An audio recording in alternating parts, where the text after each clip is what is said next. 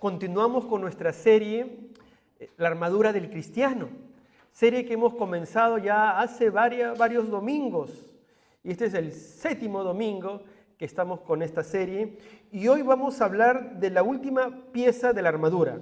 No es el último tema, la próxima semana es el último tema, pero hoy vamos a hablar de la última pieza de la armadura, que es la espada del Espíritu. La espada del Espíritu para la victoria. Y como bien ha leído Fernando André, la Biblia nos dice en el versículo 17 de Efesios capítulo 6, tomad el yelmo de la salvación, que lo vimos la semana pasada, y la espada del Espíritu, que es la palabra de Dios. Ya lo hemos venido diciendo cada semana que estamos en una lucha espiritual, que hay momentos difíciles en la lucha espiritual, en la guerra espiritual. Y la Biblia nos manda a tomar toda la armadura de Dios para estar firmes y resistir en el día malo, para estar firmes contra las acechanzas del enemigo, del diablo. Hay momentos difíciles y necesitamos resistir, estar firmes contra las acechanzas del enemigo. Por eso que tenemos que tomar toda la armadura de Dios. Y hoy vamos a ver la espada del Espíritu. Es el único caso en que el mismo texto nos dice qué es la espada del Espíritu. Porque dice, tomad la espada del Espíritu, y la espada del Espíritu que es la palabra de Dios. Y es que, mis amados hermanos, es vital que tomemos la palabra de Dios.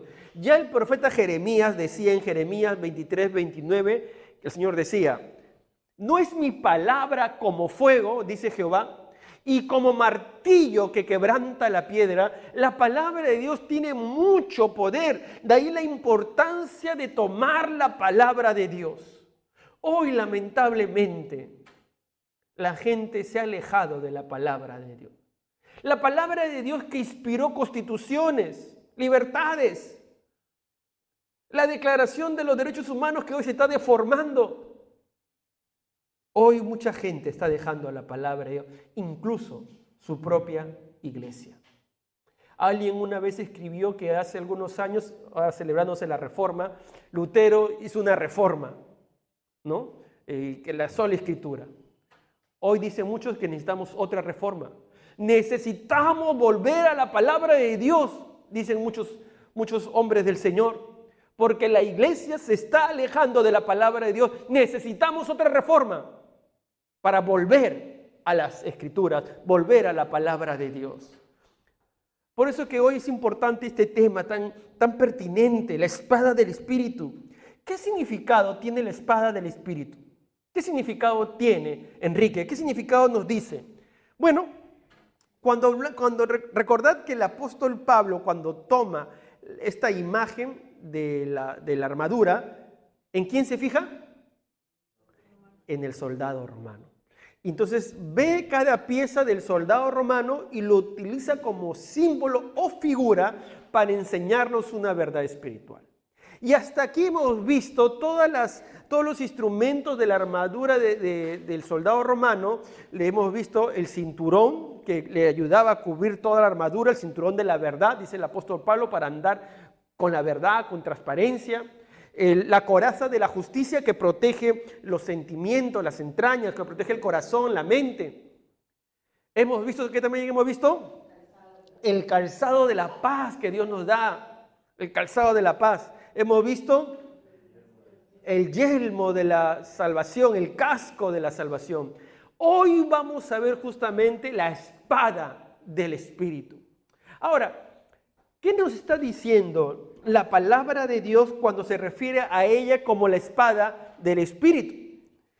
Cuando Pablo habla de la espada, interesante porque utiliza un término de la armadura del soldado romano y para llamar espada le llama machaira, ¿no? Machaira, el término griego. Entonces, este término machaira se refiere a una espada pequeña, a una espada que medía aproximadamente un poco más, un poco menos de 48 centímetros de largo. sea que era chica, no era tan larga.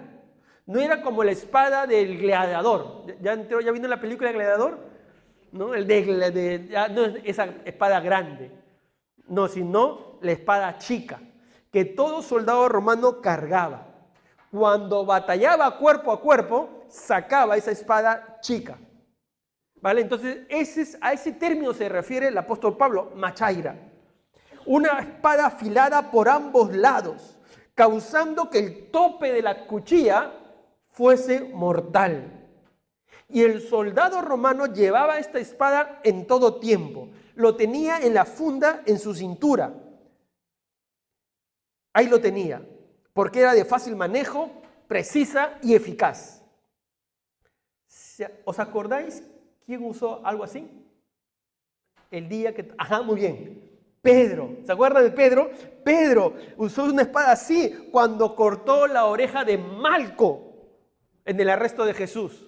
Pues era chica, y voló la oreja. Entonces se refiere a este tipo de espada pequeña. Dice, la espada del Espíritu, esta espada pequeña. Ahora, como digo, el apóstol Pablo dice, la espada del Espíritu. Nos está hablando de una espada espiritual, de una espada guiada por el Espíritu de Dios. Y él mismo nos dice la respuesta, ya no tenemos que interpretar aquí, dice que la espada del Espíritu es la palabra de Dios. Ahora, si espada es machaira, espada pequeña, que es la palabra de Dios, cuando la Biblia se refiere a la palabra de Dios, hay dos términos que encontramos en el original griego, en el texto bíblico, son dos términos. Uno es logos. Usted escuchó logos, ¿verdad? Logos. Es bien conocida porque ¿quién es el logos? Cristo. Cristo es el logos. Entonces se refiere a Jesucristo, se refiere a la palabra, se refiere a que Cristo tiene toda la verdad. Entonces vamos a encontrar muchas palabras que dicen la palabra, pero se refieren al logos, al logos. Pero el término que utiliza aquí el apóstol Pablo es rema, que también aparece en varias partes de la Biblia, rema. Y este término rema significa los dichos o principios de Dios. En otras palabras, se está refiriendo aquí a partes de la Biblia que se almacenan en nuestra mente y corazón, dichos, principios. La Biblia contiene todos los dichos y todos los principios que vienen de Dios y que han sido escritos bajo la inspiración del Espíritu Santo. Por eso dice la Biblia en 2 Timoteo 3, 16, 17, toda la Escritura es inspirada por Dios y útil para enseñar, para redarguir, para corregir, para instruir en justicia, a fin de que el hombre de Dios sea perfecto, enteramente preparado para toda buena obra. Entonces la Biblia es el gran almacén de Dios donde están todas las espadas, las machairas, donde están las remas, todas las palabras de Dios, todos los consejos de Dios, todos los dichos de Dios, todos los principios de Dios están en la palabra de Dios. Contiene dichos, principios, enseñanzas y que nos ayudan en la lucha espiritual. Amén. ¿Sí? Hasta ahí se entiende, ¿verdad? Muy bien. Entonces, si esta espada que se refiere el apóstol son los dichos, principios, enseñanzas de la palabra de Dios, ¿qué función tiene? ¿Por qué Pablo lo menciona en la armadura? ¿Qué función tiene? ¿Qué función cumple la espada del Espíritu? La espada tiene principalmente dos funciones. La espada es defensiva, ¿verdad? Porque el soldado, cuando alguien venía a atacarlo, sacaba su espada y se defendía. Se defendía. Entonces tenía dos funciones: defensiva, pero también ofensiva. Se dan cuenta que es la única pieza de la armadura que es ofensiva, porque las demás piezas son defensivas. La única que tiene doble función es la espada, defensiva y ofensiva. Ahora, La espada del Espíritu, ¿en qué sentido es defensiva? Es defensiva porque podemos usar la palabra de Dios para defendernos de la tentación del enemigo. Satanás tratará de seducirnos para caer en el pecado. Entonces es allí que tenemos que usar la espada para defendernos. Un ejemplo que es claro y que nos va a ilustrar es la tentación de Jesús. ¿Se acuerdan? El Señor le ha dicho a nuestro Señor Jesucristo en el momento de que se bautiza, Dios dijo a Jesús, este es mi Hijo amado, ¿os acordáis? En quien tengo complacencia, Mateo 3:17. Después de estas palabras, Jesús va al desierto y después de 40 días de ayuno, como todo ser humano, ¿qué tiene? Hambre. Y no habían hecho en ese momento la sopa seca para saciar el hambre. Ayuno, 40 días y tenía hambre. Él tiene hambre. Y aparece Satanás para tentarlo. La primera tentación que le dice Satanás, Mateo 4:3 dice, y vino a él el tentador y le dijo, sí, ¿qué le dice? Di que estas piedras se conviertan en pan. ¿Qué Dios le había dicho a Jesús? Este es mi Hijo amado, en quien tengo. Entonces el enemigo viene a hacerle dudar, si eres hijo de Dios, entonces di que estas piedras se conviertan en pan. Utiliza tu poder si verdaderamente eres hijo de Dios para satisfacer tu hambre. Haz un milagro para ti mismo. ¿Por qué sufres? ¿Por qué sufres? ¿Por qué tienes hambre? Entonces el enemigo lo estaba tentando para usar su poder divino para satisfacer su necesidad humana. Pero Jesús vino a servir y nunca hizo un milagro para sí mismo. Entonces Jesús sacó su espada, la palabra de Dios, y le dijo al tentador, Mateo 4:4, escrito está, no solo de pan vivirá el hombre, sino de toda palabra que sale de la boca de Dios. Entonces le responde, usa la palabra de manera defensiva, porque los principios de la palabra de Dios nos fortalecen para soportar la tentación. Entonces Jesús toma la palabra de Dios. ¿Y qué hace el enemigo? ¿Qué hace el enemigo? Bueno, el enemigo lo vuelve a tentar. Lo vuelve a tentar.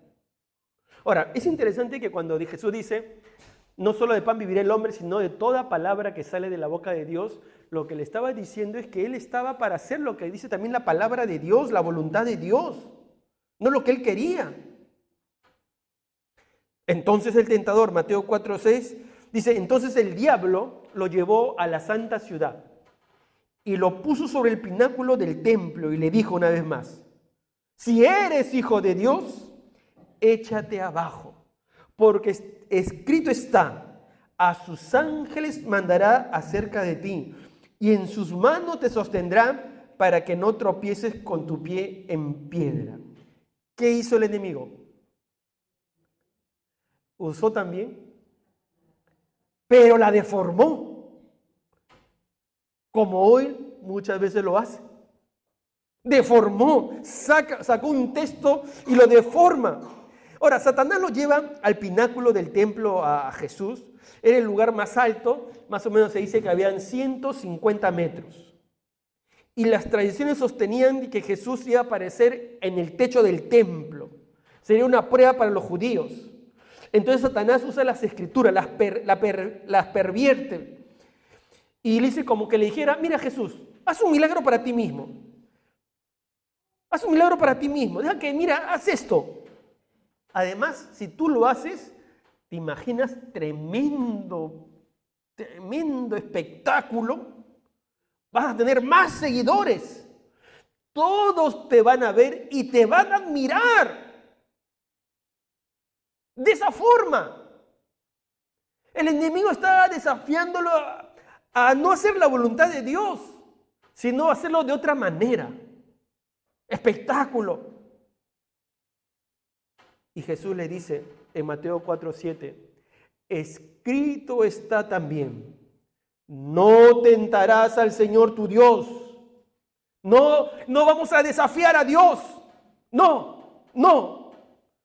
se va a desafiar a Dios. Su voluntad siempre será la mejor para nuestra vida. Y si Él tenía que esperar hasta el momento de ser crucificado, iba a esperar. No iba a tentar o desafiar a Dios para hacer su voluntad de otra manera.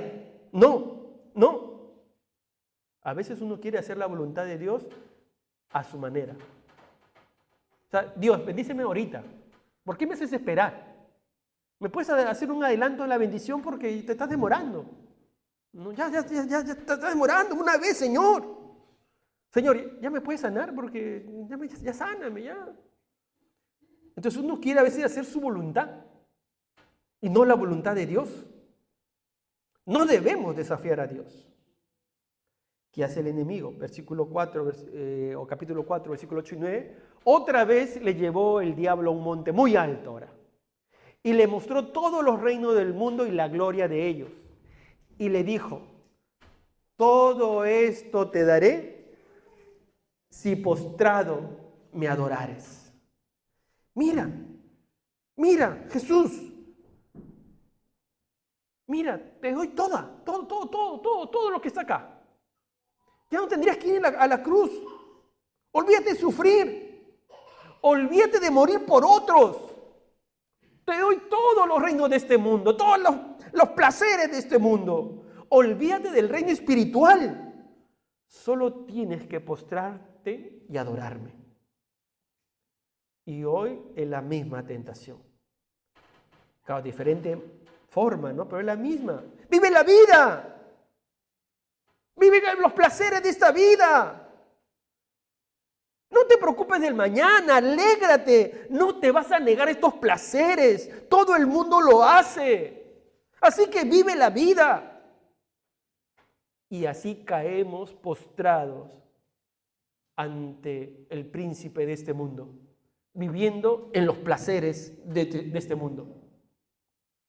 Pero Jesús les dijo, Mateo 4:10, vete, Satanás, porque escrito está, al Señor tu Dios adorarás y a Él solo servirás. Mira, Satanás, yo vivo para adorar a Dios. Yo vivo para servirle. Ese es el principal propósito en mi vida.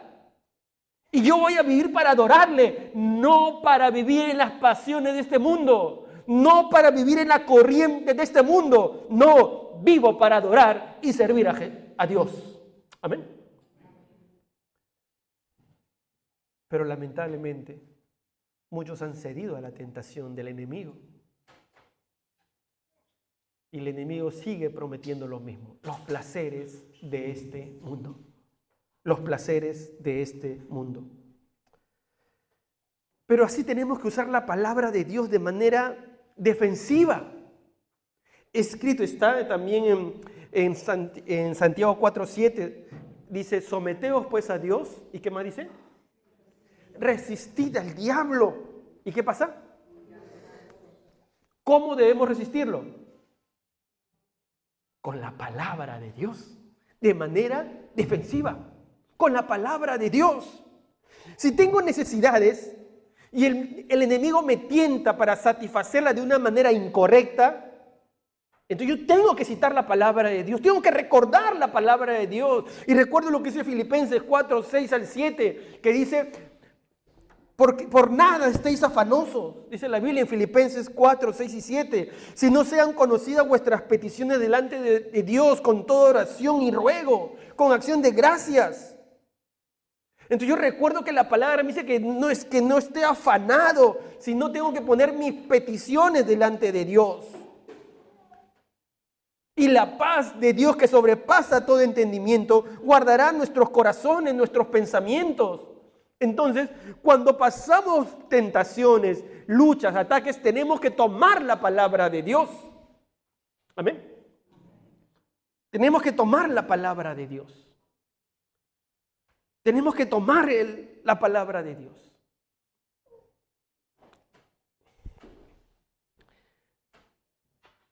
Cuando tomamos la palabra de Dios, la espada del Espíritu, que es la palabra de Dios, entonces nos podemos defender de los ataques, de las tentaciones del enemigo. Satanás quiere alejarnos de los caminos de Dios, pero nosotros tenemos que tomar la palabra de Dios para protegernos de las tentaciones. La palabra nos va a proteger, la palabra nos va a guardar, la palabra de Dios nos va a defender. Pero no debemos usarla solamente de manera defensiva, sino que también podemos usar la palabra de Dios de manera ofensiva.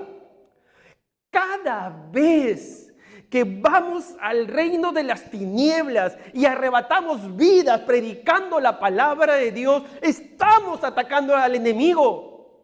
Porque la palabra de Dios, cada vez que tomamos la palabra de Dios para predicarla, para mostrarla a aquellas personas que están en el reino de las tinieblas, estamos arrebatando vidas. Porque la palabra de Dios salva. El evangelio del Señor transforma corazones y tenemos que tomar el evangelio para seguir arrebatando vidas del infierno, para que conozcan la salvación, para que vayan al cielo. Porque el evangelio es poder de Dios para salvación a todo aquel que cree. Amén. Eso nos dice la palabra de Dios en Romanos. Capítulo 1, versículo 16. No me avergüenzo del evangelio, decía Pablo. Es poder de Dios. Poder de Dios para salvación. Tenemos que tomarla de manera ofensiva para seguir ganando vidas. Para seguir predicando la palabra de Dios. Quiero felicitar y agradecer a todo el equipo que ayer nos ha ayudado para predicar la palabra de Dios. La palabra de Dios dará su fruto a su tiempo, pero tenemos que ser fieles predicando la palabra de Dios de manera ofensiva, porque la palabra de Dios transforma corazones, transforma vidas. Hebreos 4:12 dice que la palabra de Dios es viva y eficaz y más cortante que toda espada de dos filos, que penetra hasta partir el alma y el espíritu, las coyunturas y los tuétanos, y discierne los pensamientos y las intenciones del corazón. Así que tenemos que llevar la palabra de Dios. La iglesia tiene que ir al campo del enemigo y predicar la palabra y tomar esas vidas que están perdidas. Esas vidas que están cegadas con el príncipe de este mundo. Y tenemos que llevarlas y tomarlas y predicar la palabra de Dios. Pero no es sencillo. Porque cuando tú entras al campo del enemigo, ¿qué ocurre? El enemigo va a atacarnos. Entonces uno dice, no, mejor no, ahí no entro.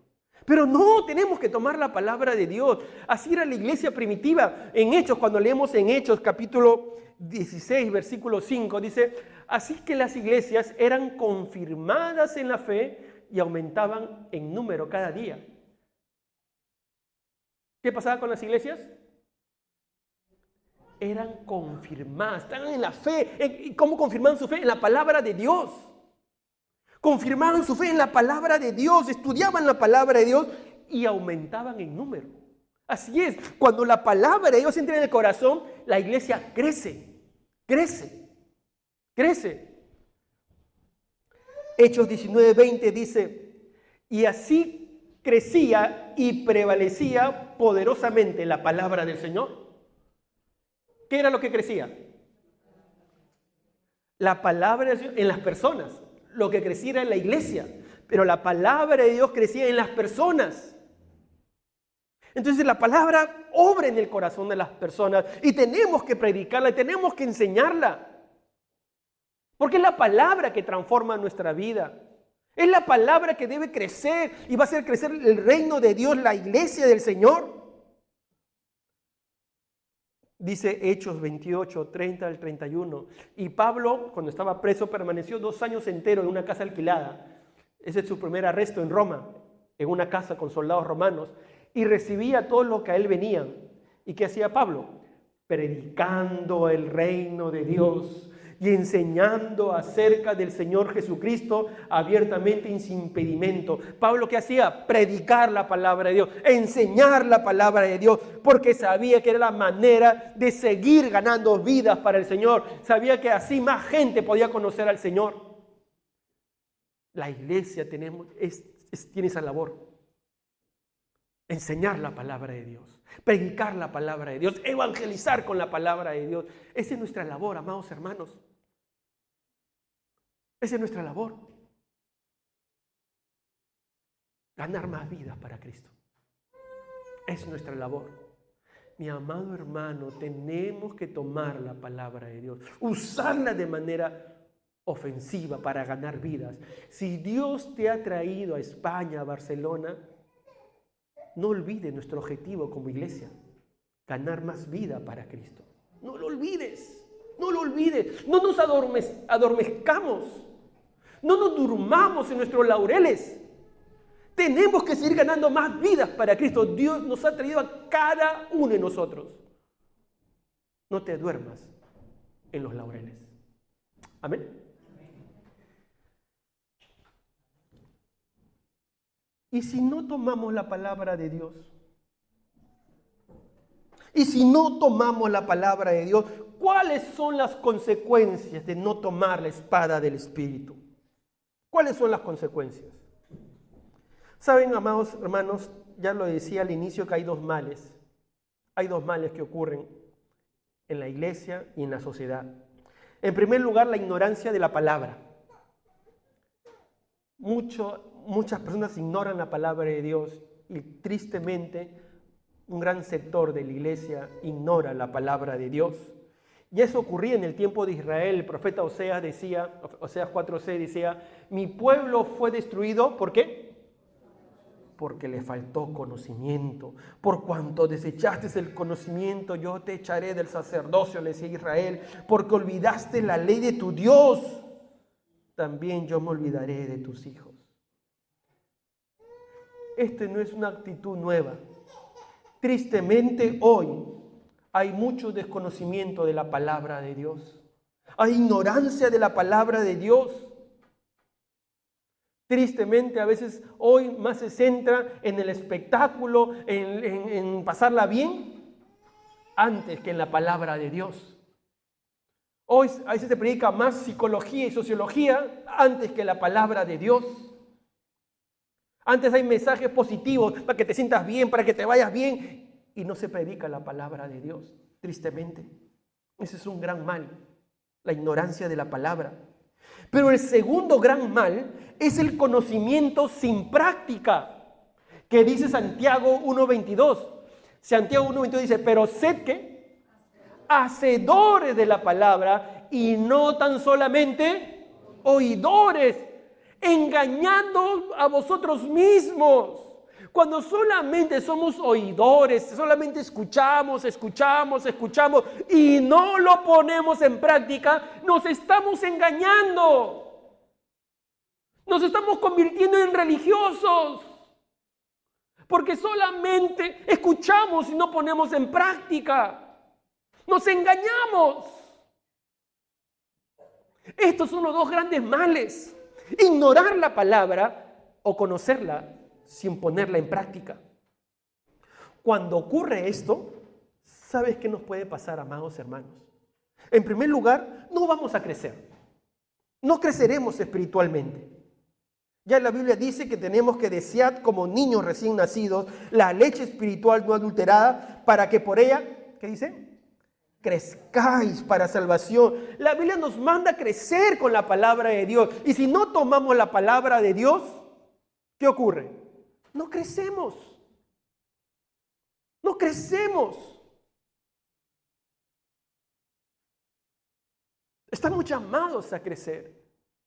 Deben pasar los años, debemos crecer en madurez espiritual, en sabiduría espiritual. Pero si no tomamos la palabra de Dios, no vamos a crecer. En segundo lugar, podemos ser engañados por doctrinas herejes. Eso le decía Pablo a los de Éfeso, Efesios 4:14. Así, cuando tomamos la palabra de Dios, ya no seremos niños, zarandeados por las olas y llevados de aquí para allá por todo viento de enseñanza y por la astucia y los artificios de quienes emplean artimañas engañosas. Yo trabajaba con mi hija del metro y se acerca una joven y nos dice: ¿puedo hablarles del Dios Madre? Entonces yo le dije: gracias, somos cristianos, y seguimos avanzando. Y mi hija me dijo: papá, ¿cómo están predicando esa herejía? Me dijo, si no tenemos un Padre celestial. Pero hay gente que a veces por la falta de conocimiento, ¡ay! Vamos, ese viento de enseñanza, ¡ay! Se va por los vientos de enseñanza. Ven aquí, que aquí no vas a sufrir. Acá Dios te va a quitar el sufrimiento. ¡Ah! Ven aquí, que acá prosperidad, vas a ver y da tu 10 y vas a recibir triplicado, cuadriplicado. Vientos de enseñanza cuando uno no conoce la palabra de Dios. Y hay gente que está aquí un día, mañana está por otro lado.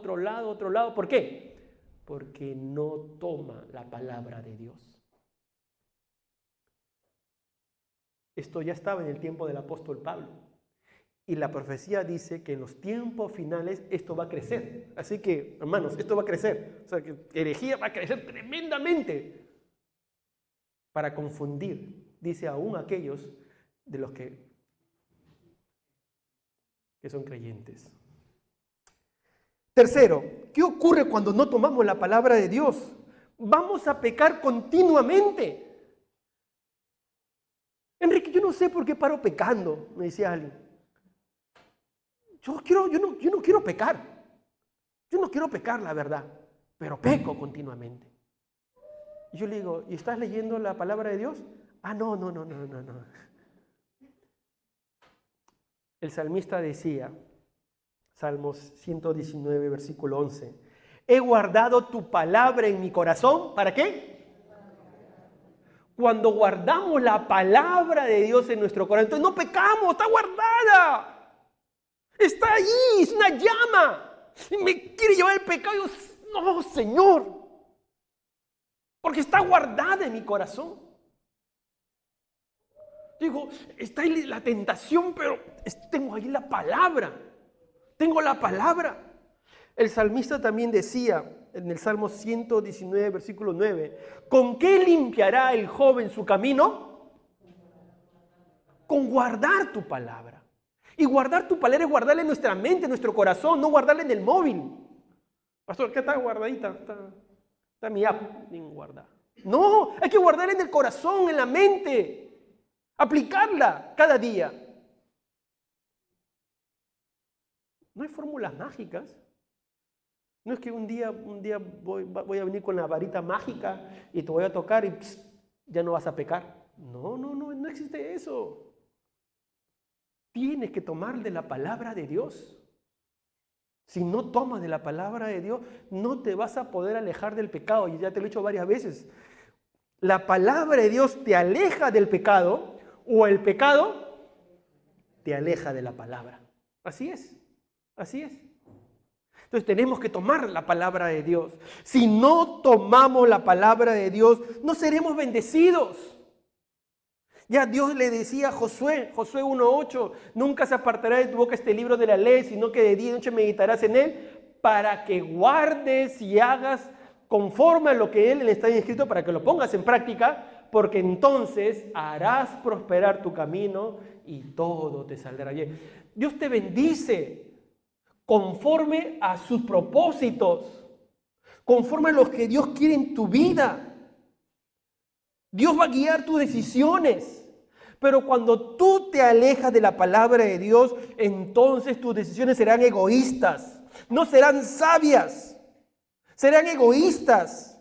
Pero cuando meditas en la palabra de Dios, entonces vas a obedecer la palabra de Dios y vas a ser de bendición para tu vida y para la vida de tu familia. Escúchame bien, querido esposo. Si tú vas a la palabra de Dios, vas a hacer prosperar tu camino y el de tu familia. Querido joven, Cuando tú te cases vas a prosperar tu hogar con la palabra de Dios. Vayan las cosas bien.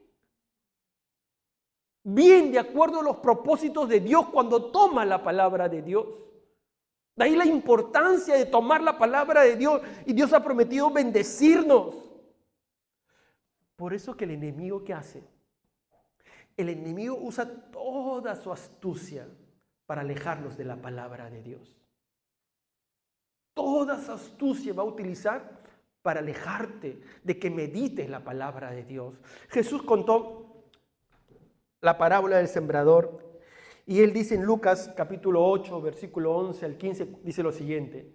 Esta pues, explicando la parábola del sembrador, esta es pues la parábola. La semilla, ¿qué es? ¿Se acuerdan de la parábola que va el sembrador y comienza a tirar la semilla y cae en varios campos? Dice, los de junto al camino son los que oyen y luego viene el diablo y quita de su corazón la palabra para que no crean y se salven. Así es el enemigo, busca alejarte de la palabra de Dios. Y va a los que creen y va y le quita la palabra que está ahí, que es superficial en su corazón y les quita para que no crean. Por eso que hay oidores superficiales que por encima nada más. Y el enemigo va y quita. Son esos que dicen, yo voy a seguir a Dios todos los días de mi vida. Pero ya no se le ve en la semana. Ya no se le ve hasta el próximo mes. El enemigo va y quita esa palabra. O sea, en ese momento es emotivo y sí, quiere seguir a Dios. Pero como la palabra es superficial, él no medita en la palabra de Dios, el enemigo la saca y mañana ya cambia de decisión. O cambia de decisión cuando llega a su casa. Porque hubo un problema en la casa y se pelea con el marido y ya se olvidó. Cuando estaba en la iglesia sí quería servir, pero ahora que estoy en mi casa ya no quiero servir a Dios. Entonces son los superficiales. Luego dice el Señor Jesús, los que el sembrador cuando echó sobre la piedra son los que habiendo oído reciben la palabra con gozo, pero estos no tienen raíces, crecen por algún tiempo y en el tiempo de la prueba, ¿qué ocurre? Se apartan. Como no hay raíz, como no han tomado la palabra de Dios, sino se ha plantado o implantado en el corazón, entonces vienen los tiempos difíciles y se apartan. Se apartan. Comienzan a congregar, comienzan a venir, pero viene un tiempo difícil y se apartan. Porque la palabra de Dios no ha hecho raíz, no está plantada en el corazón o implantada en nuestra vida. Se van. Pero hubo otra semilla que cayó entre espinos. Y el Señor Jesús dice, versículo 14, la que cayó entre espinos, estos son los que oyen, pero yéndose son ahogados por los afanes y las riquezas y los placeres de la vida y no llevan fruto. ¿Qué hace el enemigo? Llega a ellos, pero los afanes, los problemas, las preocupaciones, pero también los placeres. Yo quería servir al Señor, Pastor Enrique, pero justo tengo hoy día una fiesta.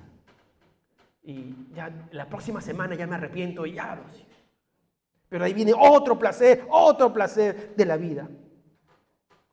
O el trabajo, por las riquezas, el trabajo y me afano en el trabajo. No tengo tiempo para Dios. Enrique, mira, soy joven y tengo que estudiar. Más adelante serviré a Dios. Mira, ¿sabes qué? Justo ya conseguí trabajo. Y más adelante voy a servir a Dios. Mira, justo me han ascendido. Más adelante buscaré a Dios. Mira, estoy de novio, justo tengo mi novia. Más adelante. Mira, ya me he casado y más adelante. Mira, soy padre, tengo hijos y más adelante. Mira, ya soy abuelo y más adelante. Los afanes,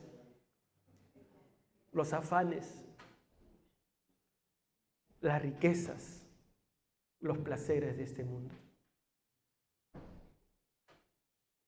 El enemigo quiere alejarnos o quiere robarse los principios que se enseñan de la palabra de Dios. Pero el Señor Jesús dice, versículo 15, mas la que cayó en buena tierra, estos son los que con corazón bueno y recto retienen la palabra oída. ¿Y qué ocurre? ¿Con qué? ¿Con qué? ¿Qué necesitamos? Perseverancia en la palabra de Dios. Perseverancia en la palabra de Dios, mi amado hermano. Si quieres ver fruto en tu vida, si tú quieres crecer en el Señor, tienes que tener perseverancia en la palabra de Dios. Pero nos cansamos, no dormimos al leer la palabra, no meditamos en ella, no la estudiamos.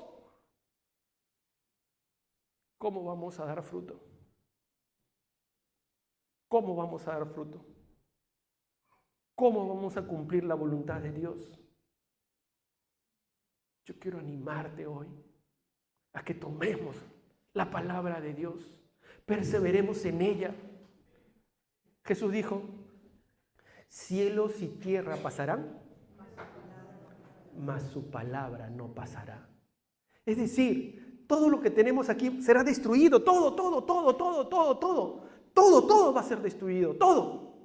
Tu coche, tu piso, todo eso no va a haber. ¿Qué es lo único que va a haber?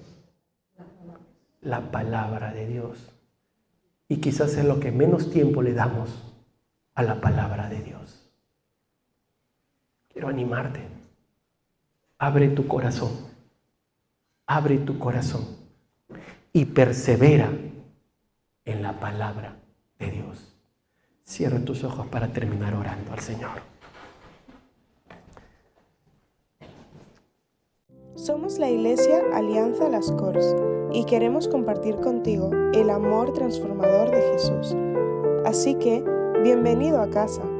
Cada domingo a las 6 de la tarde en Passatge Jaume Roig 14 tenemos nuestros cultos de celebración y adoración. Puedes contactar con nosotros a través de nuestro número de teléfono, nuestro correo electrónico, nuestra cuenta de Instagram o Facebook. Durante la semana nos reunimos a través de nuestras redes, la red de mujeres, de hombres, de matrimonios, de niños, de preadolescentes y de jóvenes. Nos gozamos que estés aquí. ¡Te esperamos!